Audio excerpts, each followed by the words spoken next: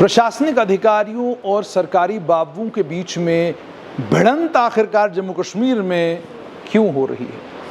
केवल एक जगह पर नहीं, कई जगहों से खबरें आ रही हैं कि प्रशासनिक अधिकारियों के साथ एमएलए लड़ पड़ते हैं, प्रशासनिक अधिकारियों के साथ मंत्री लड़ पड़ते हैं। अब चूंकि मंत्रियों की लड़ाई जो जानकारी मिल रही है सूत्रों से टेलीफोन के ऊपर होती है, व्हाट्सएप वाली कॉल के ऊपर होती है, तो सटीक जानकारी की मामला क्या था, भिड़ंत क्यों हुई, इसको लेकर प्रशासनिक अधिकारी भी चुप रहते हैं, मंत्री भी चुप रहते हैं और एमएलए भी चुप रहते हैं। आप पूछ भी लें 2-3 बार कि मामला ऐसा क्या बना था, ऐसी क्या गर्मा गर्मी हो गई कि प्रशासनिक अधिकारी और मंत्री के बीच में, प्रशासनिक अधिकारी और एमएलए के बीच में लड़ाई हो गई। कारण क्या है इसका? क्या वाकई केंद्र शासित प्रदेश में जो शासन है इससे परेशान है यहाँ के एमएलए, यहाँ के मंत्री? क्या वाकई इनको ये लगता है कि जिस तरीके से जब जम्मू कश्मीर एक राज्य था और राज्य में जिस तरीके से वो एसर्ट किया करते थे और आम लोगों के भले के कामों के मामले में जिस तरीके से वो दबाव डाला करते थे, केंद्र शासित प्रदेश में वो हो नहीं पा रहा। ये केवल दुख तकलीफ national conference, PDP, peoples conference, Awami Ittehad party, Jammu Kashmir Apni party, इनका दुख नहीं है। यकीन मानिएगा ये दुख बीजेपी वालों का भी दुगना है।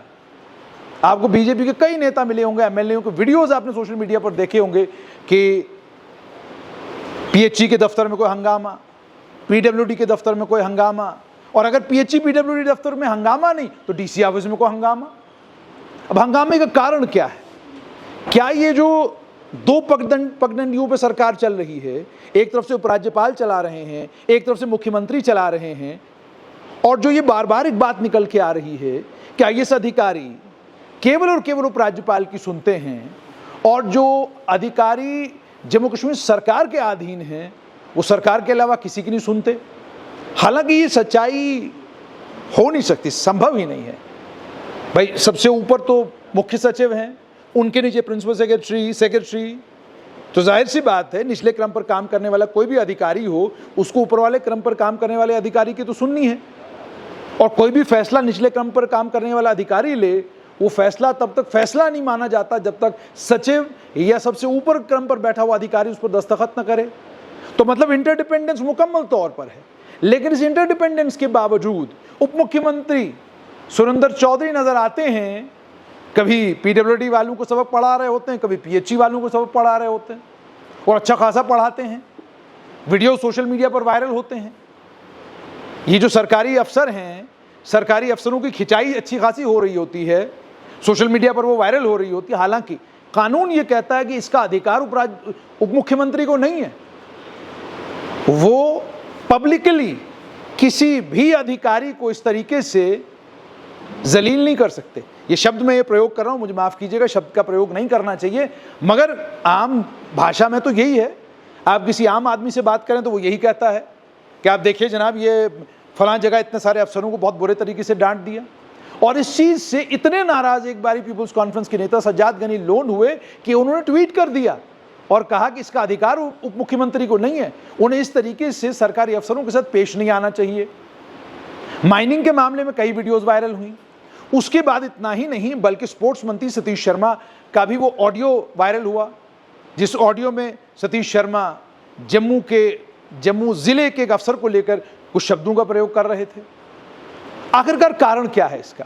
एक बात तो ये समझी जा सकती है, लोकतांत्रिक सरकार के चुने जाने के बाद लोकतांत्रिक सरकार के लिए यह मुश्किल होना कि अब हवलदार आपकी नहीं सुनता, थानेदार आपकी नहीं सुनता, एसएसपी आपकी नहीं सुनता, डीएसपी आपकी नहीं सुनता, ये परेशानी है। क्योंकि थानेदार सुनने चाहिए, प्रोटोकॉल में हाजिर रहने चाहिए, इसकी आदत जम्मू कश्मीर में एमएलए से लेकर मंत्री तक सबको है। वो अपना काम करे ना करे, लेकिन कोई फंक्शन हो, कोई प्रोग्राम हो, वहां पे हाजिरी होनी चाहिए। अगर निचले क्रम का कार्यक्रम है वहां थानेदार की हाजिरी होनी चाहिए, उससे ऊपर वाले लेवल पर है तो जिला का डीएसपी आना चाहिए, और अगर उससे ऊपर वाले लेवल का है तो एसएसपी को हाजिर होना चाहिए। और एसएसपी क्यों, आईजी और डीआईजी की भी तवक्का रखते हैं कि वो हाजिर होने चाहिए। आखिरकार कारण क्या है इसका? कारण बिल्कुल साफ है। जब लोकतंत्र की परिभाषा ये हो जाए कि जो पार्टी सत्ता में है हमको उस पार्टी का डंका बजाना है, और संविधान का कितना पालन करना है, कितना पालन नहीं करना है, ये हम तय नहीं करेंगे, ये तय करेगी चुनी हुई सरकार तो फिर जाहिर सी बात है जम्मू कश्मीर तो राज्य रहा है, राज्य से केंद्र शासित प्रदेश बना है, और जो आज एमएलए हैं इनमें से कई लोग मंत्री रहे हैं राज्य में। अब उनको तो बिल्कुल साफ तौर पर महसूस होता होगा फ़र्क क्या है। लेकिन हैरानगी इस बात पर है, जावेद डार को आप आक्रामक नहीं देख रहे हैं, सकीना इत्तू को भी आप आक्रामक नहीं देख रहे हैं, जावेद राणा को भी आक्रामक नहीं देख रहे हैं। खुद मुख्यमंत्री उमर अब्दुल्ला का व्यवहार सभी बाबुओं के साथ आप देखिए सराहनीय है। तो कारण क्या है? जो लोग पहली बार मंत्री बने हैं, आखिरकार कारण क्या है उनके गुस्से का, उनकी नाराजगी का? तो जब हम राजनीतिक लोगों से पूछते हैं, वो कहते हैं ये गुस्सा और ये नाराजगी इस वजह से है कि मंत्री हो, एमएलए, वो चाहता है कि उसकी मर्जी के मुताबिक काम हो। ये तो एक पहलू है। दूसरा पहलू ये कि मंत्री और एमएलए चाहता है कि उसको वो आदर और सम्मान मिले, जिस आदर और सम्मान का वो हकदार है, क्योंकि वो केवल एक व्यक्ति ही नहीं है, वो 1 लाख लोगों का नुमाइंदा है। वो किसी प्रशासनिक अधिकारी के पास जाए तो सम्मान तो दे उसको, और प्रशासनिक अधिकारी ये बात समझ जाएं जितना ज्ञान आपके पास है इतना ही ज्ञान एक एमएलए के पास, और यकीन मानिएगा इससे ज्यादा। कई बार ये कहा जाता है प्रधानमंत्री नरेंद्र मोदी के बारे में कि कई चीजों की जानकारी जमीन के साथ जुड़े हुए आदमी को लेकर प्रधानमंत्री को ज्यादा है, बाबुओं को कम है। ये तो सच है भाई, जो जमीन से जुड़ा हुआ उसको तो ज्यादा पता है कि जमीन पे चल क्या रहा है।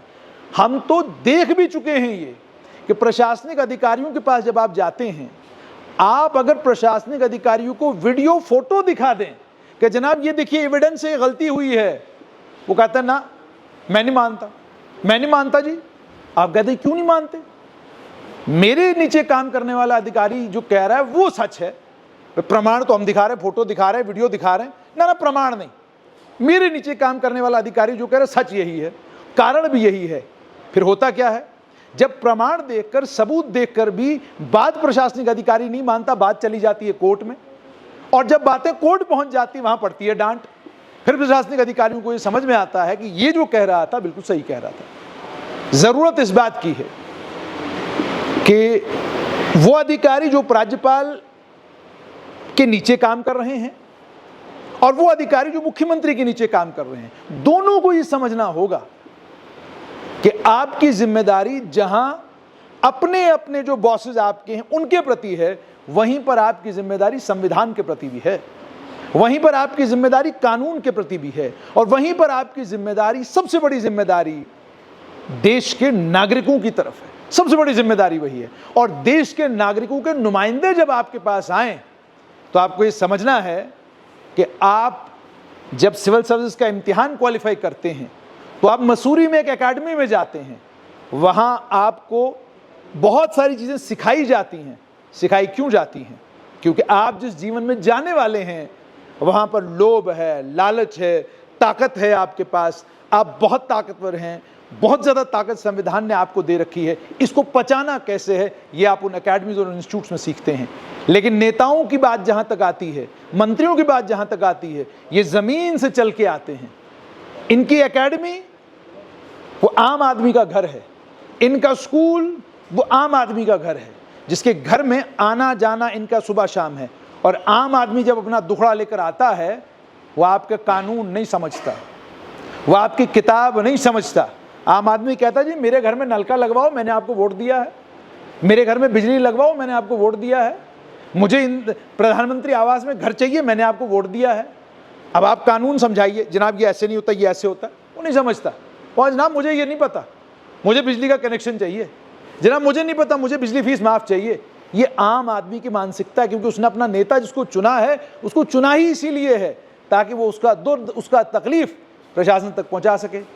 तो इसलिए जरूरत इस बात की है प्रशासनिक अधिकारी ये बात समझें कि आपकी पहली जिम्मेदारी संविधान और लोकतंत्र है, और नेतागण और एमएलए और मंत्री ये बात समझें कि आप जब प्रशासनिक अधिकारी के पास जाते हैं, उसने पढ़ाई करके, मेहनत करके सिविल सर्विस इसलिए नहीं किया कि वो जब कुर्सी पर बैठे तो आपकी किसी भी अटपटी बात को सुनना उसके लिए मैंडेटरी है, जरूरी नहीं।